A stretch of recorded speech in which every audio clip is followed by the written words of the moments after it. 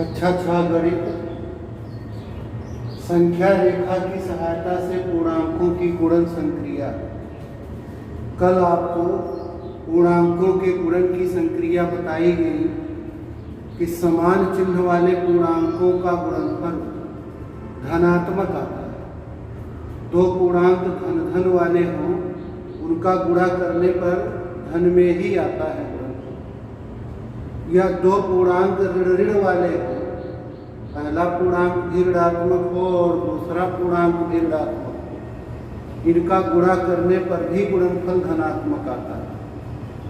समान चिन्हों वाले पूर्णांकों का गुणनफल धनात्मक होता है और दूसरा है विपरीत चिन्हों वाले पूर्णांकों का गुणनफल ऋणात्मक होता है। और गुणनफल होता कितना है? दोनों पूर्णांकों के निरपेक्ष मानों, संख्यात्मक मानों के गुणा के बराबर। उसी को आज हम लोग संख्या रेखा की सहायता से देखेंगे। मान लीजिए कि हमें एक उदाहरण ले लें, धन 3 गुणे धन 2। धन 3 गुणे धन 2। देखिए, एक संख्या रेखा यह है और एक संख्या रेखा यह हम बना चुके हैं पहले से। संख्या रेखा के बारे में अच्छे से जानकारी हो गई है आपको। किसी भी माप का, किसी भी लंबाई का एक रेखा खींच देते हैं और उस पर बराबर बराबर दूरी पर चिन्ह बना। इन चिन्हों के नीचे 0, 1, 2, 3, 4, 5, 6 और ऋण 1, ऋण 2, ऋण 3, ऋण 4 इस तरह से लिखते चले जाते। अगर हमें धनात्मक पूर्णांकों की अधिक आवश्यकता है, उदाहरण लेना है, तो अपने संख्या रेखा पर धनात्मक वालों को ज़्यादा दिखा लीजिए, ऋणात्मक को कम दिखा दीजिए। और हम ऐसा उदाहरण लेने चल रहे हैं, ऐसा प्रश्न हल करने चल रहे हैं जिसमें ऋणात्मक का अधिक कार्य है, तो संख्या रेखा पर ऋणात्मक वालों को अधिक संख्या में दिखा लीजिए, धनात्मक को कम। अब ये धन 3 गुणे धन 2, धन 3 गुणे धन 2 या केवल कहे 3 गुणे 2, बात एक ही है। जब हम इन पूर्णांकों के साथ चिन्ह नहीं लगाते तो अंडरस्टूड हो जाता है कि धन है। तो 3 गुणे 2 का क्या अर्थ हुआ? 2 के बराबर दूरी लेकर 3 बार विस्थापन करना है। दोनों एक ही चीज। 2 के बराबर 2 कहे चाहे धन के बराबर दूरी लेकर या धन 2 के बराबर 3 बार विस्थापन। संक्षेप में लिखें,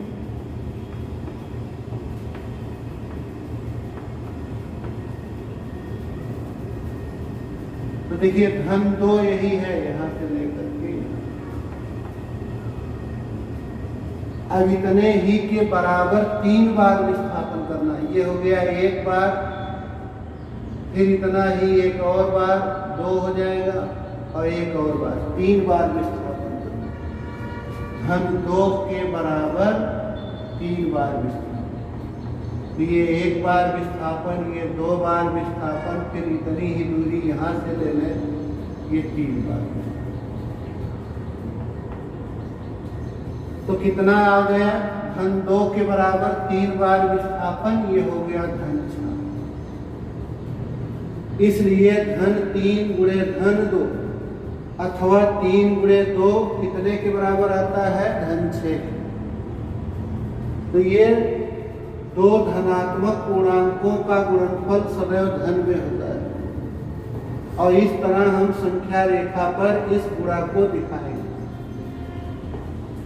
इसी तरह से और उदाहरण ले लें, जैसे धन 4 गुणे धन 3। दूसरा उदाहरण, धन 4 गुणे धन 3।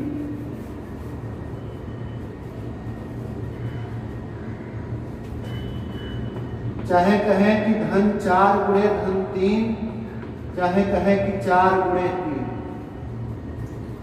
तो कल आपने सीखा है 4 गुणे 3 का क्या अर्थ है? 3 को 4 बार लेना है, 3 को 4 बार लेकर जोड़ना। यहां हम संख्या रेखा पर कैसे कहेंगे इस बात को? इस 3 के बराबर 4 बार विस्थापन करना है, प्लस 3 के बराबर 4 बार विस्थापन, 4 बार। चलिए धन 3 के बराबर 4 बार विस्थापन कर लेंगे। तो देखिए 3 यही है, यहां से लेकर ये 3 के बराबर 1 बार विस्थापन हुआ।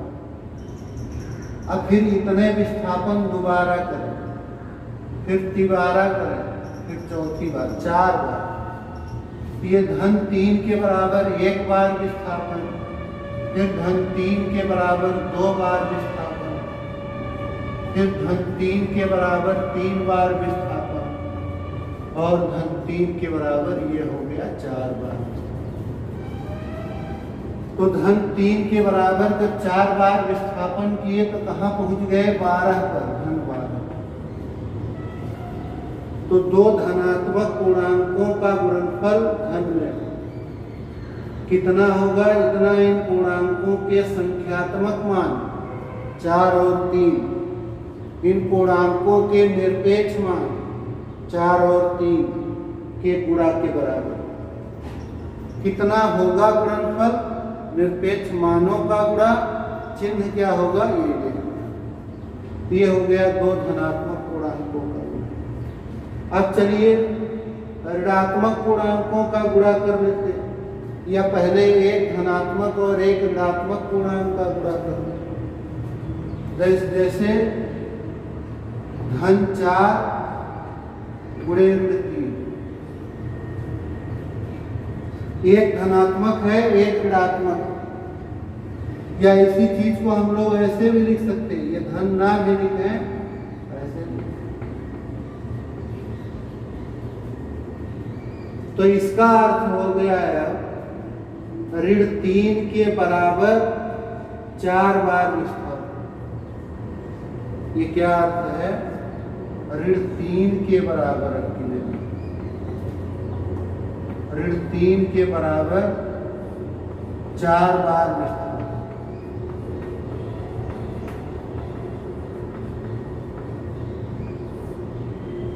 चलिए तो देखिए ऋण 3 के बराबर 1 बार विस्थापन करना हो तो यहां आ जाए, यह हो गया ऋण 3 के बराबर 1 बार। अब इतने के ही बराबर दोबारा विस्थापन, तो ऋण 3 के बराबर ये दूसरी बार विस्थापन करेंगे यहां, फिर ऋण 3 के बराबर तीसरी बार विस्थापन कर दें यहां, और 3 के बाद चौथी बार विस्थापन कर देंगे। तो कहां पहुंच गए हम? ऋण 12। इसी तरह से तो देखिए एक धनात्मक और एक ऋणात्मक पूर्णांक का गुणनफल कैसा आ रहा है? ऋणात्मक।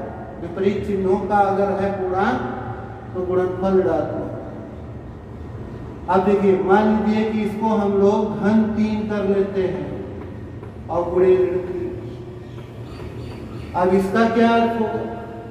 ऋण 3 के बराबर 3 बार विस्थापन, ऋण 3 के बराबर 3 बार विस्थापन।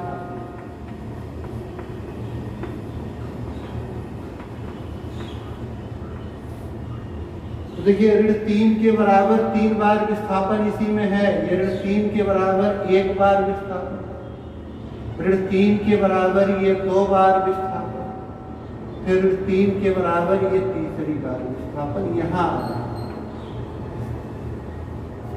ये हो जाएगा ऋण 9। ये ऋण 3 के बराबर 3 बार। फिर इसी तरह से इसको कर दें धन 2 गुणे ऋण 3। अब ऋण 3 के बराबर 2 बार विस्थापन, ऋण 3 के बराबर 2 बार विस्थापन।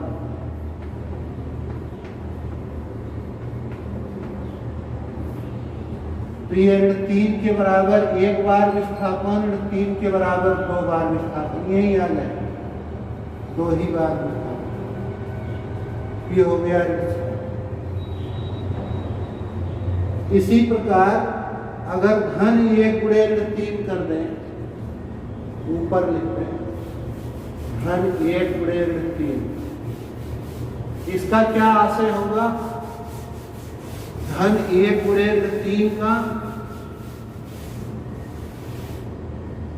ऋण 3 के बराबर 1 बार विस्थापन।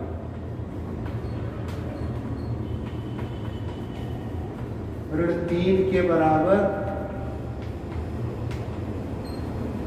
1 बार।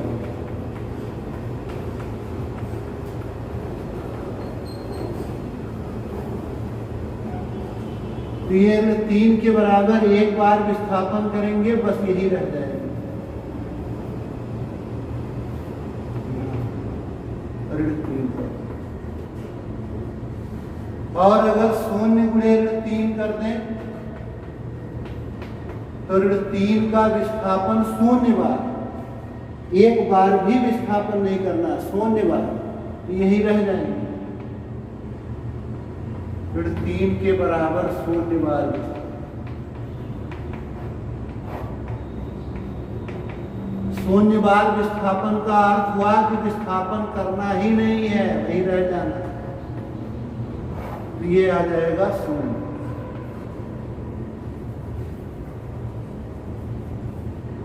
और इसी तरह से देखिए यहाँ 4 था तो ऋण 3 का 4 बार विस्थापन, 3 था तो ऋण 3 का 3 बार, धन 2 है तो ऋण 3 का 2 बार। अब मान लीजिए ऋण में कर लेते हैं, ऋण 1 गुणे ऋण 3, ये तो अब हम लोग केवल परिणाम को देखेंगे। परिणाम क्या मिल रहा है? ये धन 4 गुणे ऋण 3, ऋण 12 है आगे, 4 बार विस्थापन, फिर 3 बार विस्थापन, फिर 2 बार विस्थापन, फिर 1 बार विस्थापन, ये 0 बार विस्थापन। उधर चलते गए हैं, हम यहाँ पहुंच चुके हैं। तो अगला क्या होगा? अब उधर चलेंगे, विस्थापन करेंगे, तो ये बराबर हो जाएगा धन 3 के बराबर 1 बार विस्थापन, 1 बार।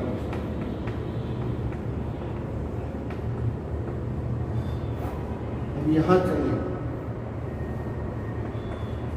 और धन 3 के बराबर 1 बार विस्थापन का अर्थ हो गया धन 3। वैसे देख लीजिए इधर 1 कम करते गए, धन 4, धन 3, धन 2, 1 कम होता गया। और उधर हम क्या कर रहे हैं? विस्थापन को धीरे धीरे उधर करते चलते। पहले यहाँ तक विस्थापन था, फिर यहाँ तक विस्थापन हुआ, फिर यहाँ तक हुआ, फिर यहाँ तक, अब उधर चलेंगे यहाँ। तो ये 2 ऋण पूर्णांकों का गुणनफल हो गया धन। इसी तरह अगर ऋण 2 कर दें गुणे ऋण 3, तो अब धन 3 के बराबर विस्थापन 2 बार, धन 3 के बराबर 2 बार विस्थापन। और अगर धन 3 के बराबर 2 बार विस्थापन करें तो ये धन 3 के बराबर 1 बार विस्थापन, फिर दूसरी बार विस्थापन, आ जाएगा धन 4, यहाँ हो जाएगा। तो 2 ऋणात्मक पूर्णांकों का गुणनफल इस प्रकार दिखाएंगे। तो धनात्मक पूर्णांकों का गुणनफल भी हो गया, 1 धन और 1 ऋण पूर्णांक का भी गुणनफल हो गया। 2 ऋणात्मक पूर्णांकों का गुणा कैसे करेंगे संख्या रेखा पर, यह भी हो गया। तो इस प्रकार हम लोग संख्या रेखा की सहायता से पूर्णांकों के गुणन की संक्रिया को प्रदर्शित कर